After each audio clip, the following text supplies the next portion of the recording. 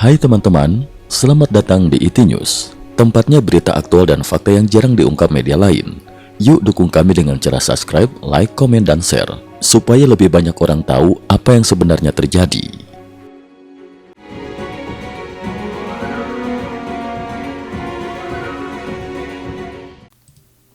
Salam pemirsa, 10 Agustus 2026. Perang Rusia-Ukraina kembali memasuki fase yang semakin intens, terutama dalam penggunaan pesawat nirawak untuk menyerang sasaran strategis jauh dari garis depan.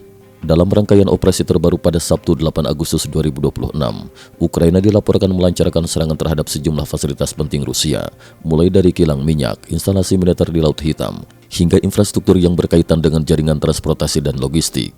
Serangkaian serangan tersebut menunjukkan bahwa tekanan Ukraina kini tidak hanya diarahkan kepada pasukan Rusia yang bertempur di garis depan. Kyiv juga semakin berupaya mengganggu infrastruktur di belakang medan perang, yang dinilai memiliki peran penting dalam mendukung operasi militer Moskow.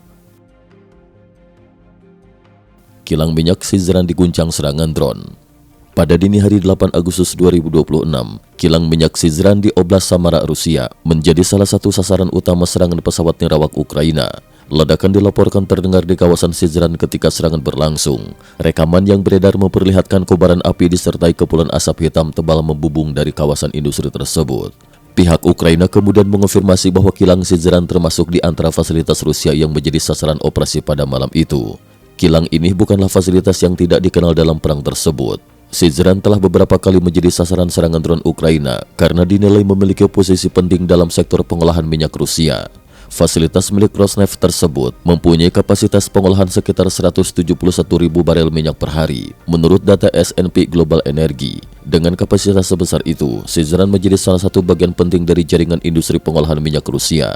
Dalam konteks perang, fasilitas pengolahan minyak memiliki nilai strategis karena produk seperti diesel, bensin, dan berbagai bahan bakar lainnya menjadi bagian penting dari sistem ekonomi sekaligus logistik sebuah negara. Karena itu, apabila unit utama dalam sebuah kilang mengalami kerusakan serius, dampaknya tidak hanya berkaitan dengan kebakaran sesaat. Perbaikan fasilitas pengolahan minyak yang kompleks dapat membutuhkan waktu cukup lama, tergantung pada tingkat kerusakan dan ketersediaan komponen pengganti. Strategi Ukraina menyerang fasilitas energi Rusia tampaknya diarahkan untuk menciptakan tekanan berlapis, mengganggu kapasitas pengolahan minyak, meningkatkan biaya perlindungan infrastruktur, sekaligus memaksa Rusia menyebarkan sistem pertahanan udara ke wilayah yang semakin luas.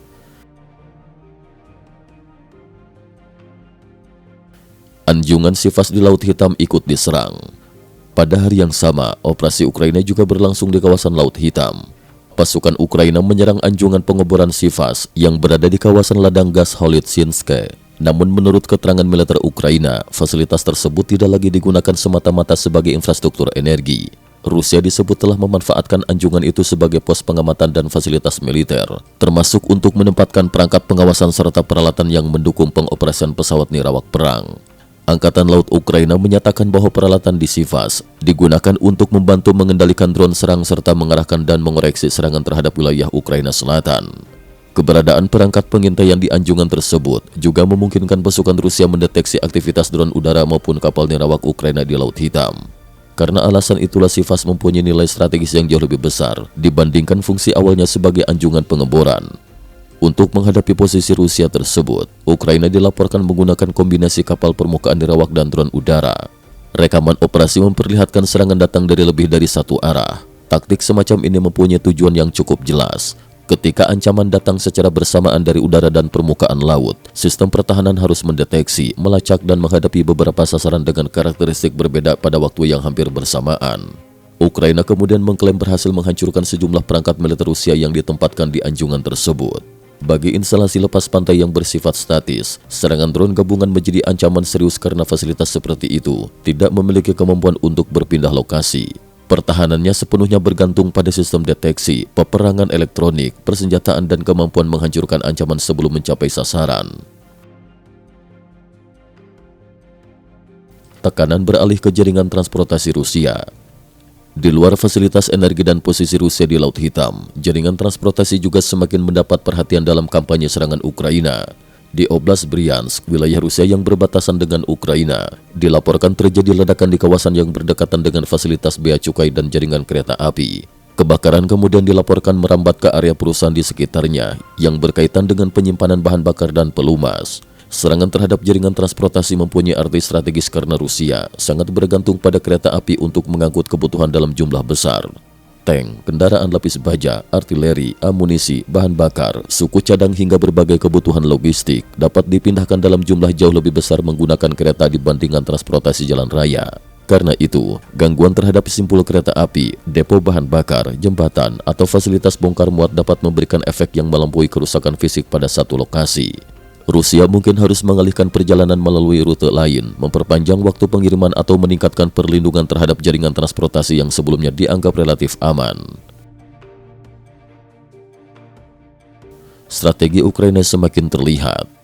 Rangkaian serangan 8 Agustus 2026 memperlihatkan perubahan penting dalam karakter perang. Pertempuran kini semakin tidak terbatas pada parit, kota-kota di garis depan, ataupun wilayah yang berdekatan langsung dengan medan tempur. Dengan semakin berkembangnya kemampuan drone jarak jauh dan sistem nirawak laut, fasilitas yang berada ratusan kilometer dari garis depan juga dapat menjadi sasaran.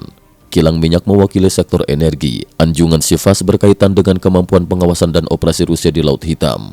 Sementara jaringan kereta api merupakan urat nadi transportasi militer. Ketika ketiga jenis sasaran tersebut mendapat tekanan secara bersamaan, tujuan strategisnya tampak mengarah pada satu hal, mengganggu kemampuan Rusia mempertahankan operasi perang dalam jangka panjang. Dampak sebenarnya tentu akan bergantung pada tingkat kerusakan yang berhasil ditumbangkan. Namun satu hal semakin jelas, perang drone Rusia-Ukraina kini berkembang menjadi perang terhadap jaringan pendukung di belakang garis depan. Bagi Moskow, tantangannya bukan lagi sekadar mempertahankan pasukan di medan pertempuran, tetapi juga melindungi kilang minyak, jalur kereta api, pusat logistik, instalasi militer dan fasilitas strategis lain yang tersebar di wilayah Rusia maupun kawasan Laut Hitam. Dan semakin luas wilayah yang harus dilindungi, semakin besar pula sumber daya pertahanan yang harus dikerahkan Rusia untuk menjaga infrastruktur tersebut. Cukup sekian dulu, terima kasih atas perhatiannya.